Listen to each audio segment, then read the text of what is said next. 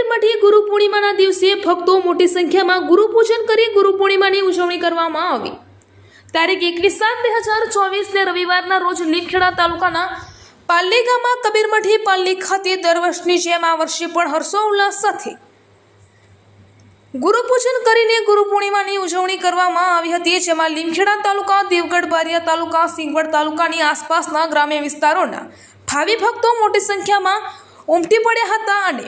આનંદ આરતીનો કાર્યક્રમ 1008 મહંત શ્રી સંતોષદાસ બાપુના હસ્તે યોજવામાં આવ્યો હતો અને પૂજ્ય ગુરુદેવ 1008 મહંત શ્રી હરિચરણ બાપુના સાનિધ્યમાં ભવ્ય સંતવાણી દાહોદનો ટહુકતો મોરલો તેજેશ્વરી કુમારી, ધનાભાઈ ભગત, વિકેશભાઈ રાઠોડ, નિતેશભાઈ પરમાર, બેન્જો માસ્ટર ભરતભાઈ પટેલ, તબલા ઉસ્તાદ સુનિલભાઈ બારોટ અને મુકેશભાઈ વસૈયા દ્વારા સંતવાણીની રમઝટ જામી હતી। તેમજ પાલ્લી યુવા ગ્રુપ વડીલો નગીનભાઈ ચૌહાણ, હિંમતભાઈ ચૌહાણ, શિક્ષક શ્રી, માજી સરપંચ શ્રી સુરેન્દ્રભાઈ પસાયા, માજી સરપંચ શ્રી બુધાભાઈ, રમેશભાઈ મકવાણા, કિશનભાઈ કિશોરી, સમસ્ત કોળી સમાજ દાહોદ જિલ્લાના આગેવાનોમાં